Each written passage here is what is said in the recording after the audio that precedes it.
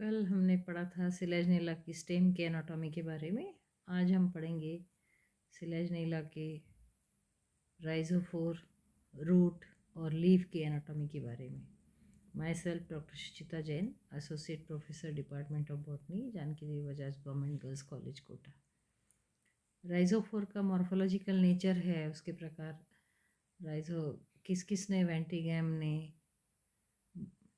और अलग अलग साइंटिस्ट ने जो व्यूज़ दिए हैं उसके बारे में कि इट इज़ ऑर्गन सुई जेनरिस है, ना तो रूट है न स्टेम है, या फिर इसकी मॉर्फोलॉजी क्या है, इसके बारे में जो कॉन्ट्राडिक्टरी व्यूज़ है उसके बारे में हमने पढ़ा कि इसमें रूट कैप का अभाव होता है, इसलिए इसको रूट नहीं माना जाए। तो इस तरीके से अलग अलग व्यूज़ हमने देखे। तो राइजोफोर का जब हम टीएस लेते हैं तो क्या संरचना हमें देखने को मिलती है।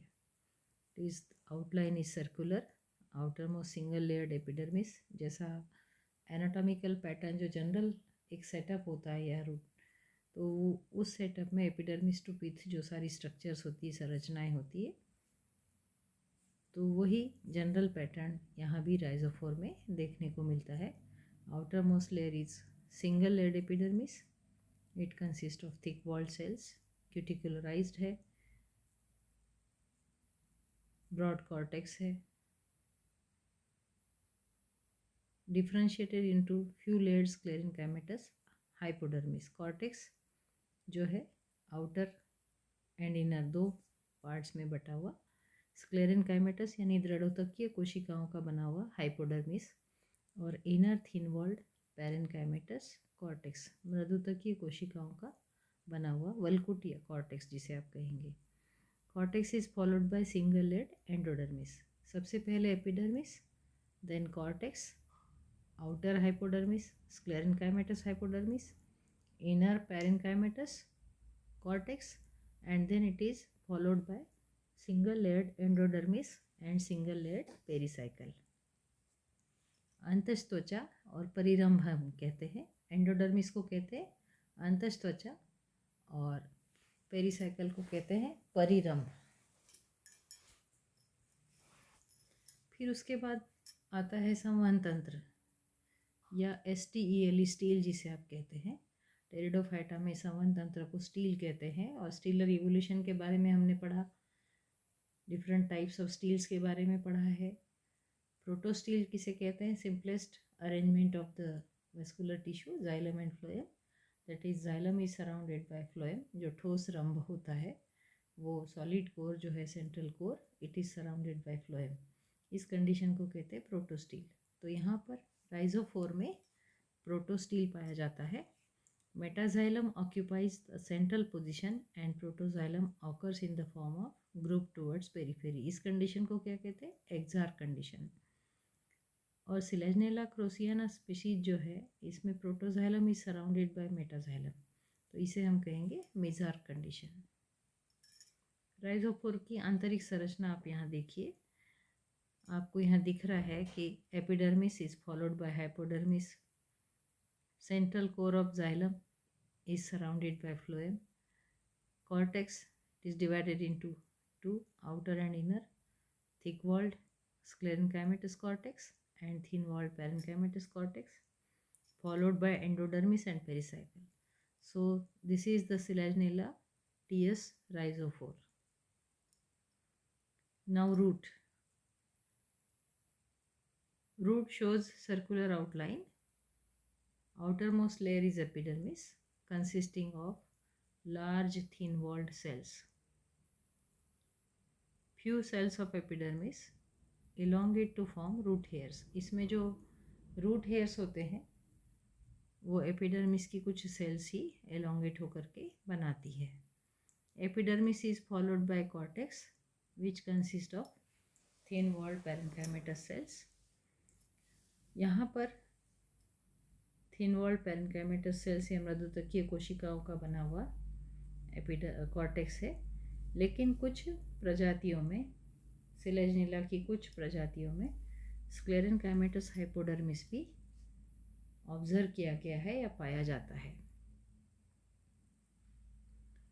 Endodermis is single layered and pericycle में भी 1 to 3 लेयर्ड। पेरिसाइकल यहाँ 1 से 3 लेयर तक हो सकती है। The stele occupies central position. It is protostele. The xylem is monarch, that is only one group of protoxylem, and it is exarch.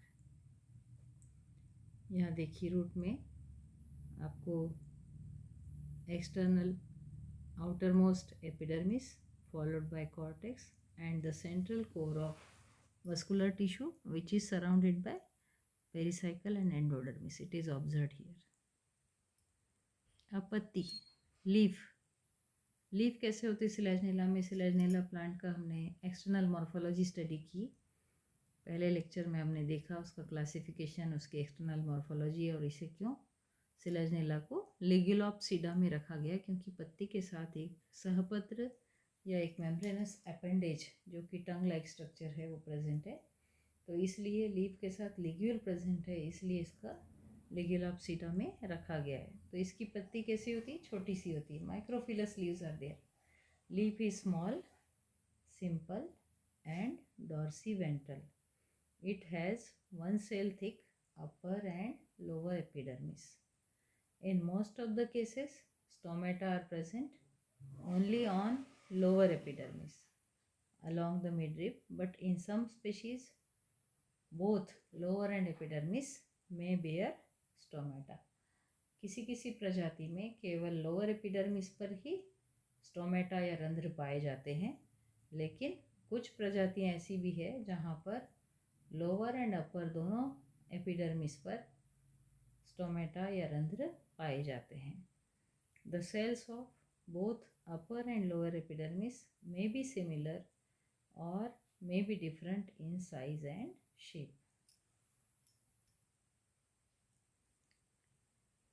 Epidermis encloses mesophyll. पत्ती में जब हम संरचना देखते हैं तो जो कोशिकाएं पाई जाती है उन्हें मीजोफिल कोशिकाएं कहते हैं। Epidermis encloses mesophyll cells which consist of a mass of thin walled spongy parenchyma forming a loose network with a large number of small and large intercellular spaces. जो एपिडर्मिस है फॉलोड बाय मेसोफिल सेल्स। तो mesophyll cells जो है वो parenchyma, spongy parenchyma में, thin walled spongy parenchyma और chloroplast bearing cells में divided होती है। They are forming a very loose network having large number of small and large intercellular spaces. छोटे छोटे अंतराकोशिकीय अवकाश या बड़े अवकाश भी हो सकते हैं, large intercellular spaces.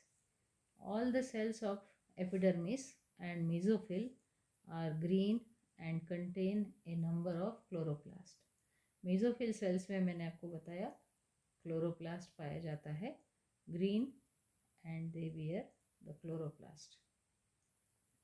Chloroplast is associated with number of spindle shaped bodies which appear like pyrenoid के समान होती है, पायरिनॉइड।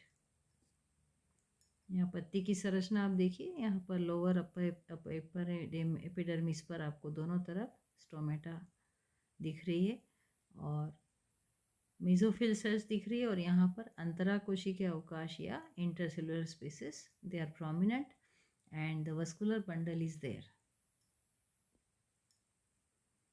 पत्ती के साथ एक जो सहपत्र लगा हुआ है जिसकी वजह से इसको वर्गीकरण में वर्गीकृत किया गया है लिग्युलोप्सिडा के अंडर में, जैसा कि मैंने आपको बताया साइलोफाइटा और लाइकोफाइटा। तो लाइकोफाइटा में ई लिग्युलोप्सिडा एंड लिग्युलोप्सिडा। तो ई लिग्युलोप्सिडा मीन्स लिग्यूल इज एब्सेंट। जब पत्ती के साथ लिग्यूल एब्सेंट होता है तो उसे ई लिग्युलोप्सिडा में रखा गया। ये एग्जाम्पल है लाइकोपोडियम लाइकोफाइटा में। और जब पत्ती के साथ सहपत्र या मेम्ब्रेनस अपेंडेज या टंग लाइक स्ट्रक्चर हम कहेंगे जिसे लिग्यूल, वो प्रेजेंट है, इसलिए इसको लिग्युलोप्सिडा में रखा गया है सिलेजनेला को। In all the species of Selaginella a minute tongue like structure is inserted into the upper, that is adaxial side of the leaf close to the axis. It is called as ligule. The ligule appears early in the life of the leaf, remains very well developed and expanded in young leaves, but as the leaf expands, its cells die and the whole ligule falls down. Younger condition में या young leaf में ligule पाया जाता है, और जैसे leaf mature होता है या बड़ा होता है तो ligule falls down or dies. A fully mature developed ligule is differentiated into two parts. Ligule दो भागों में बटा हुआ है, एक तो है ग्लोसोपोडियम, दूसरा है the body of the ligule. Glossopodium is basal hemispherical portion embedded in a cup shaped glossopodium sheath. Glossopodium कहाँ पाया जाता है? Cup shaped hemispherical glossopodium sheath के अंदर, कैविटी या शीथ हम कहेंगे, कवरिंग के अंदर. The cells of sheath are tubular in shape and are dead. The glossopodium consist of vertically elongated cells. Glossopodium में वर्टिकली एलोंगेटेड सेल्स पाई जाती है. The body of ligule consist of polygonal parenchymatous cells filled with dense protoplasm.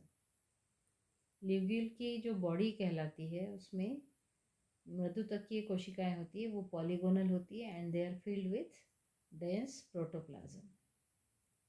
The cells remain colourless since the plastids fail to develop internal lamellae. Internal lamellae बन पाने के अभाव के कारण जो सेल्स है वो कलरलेस रहती है.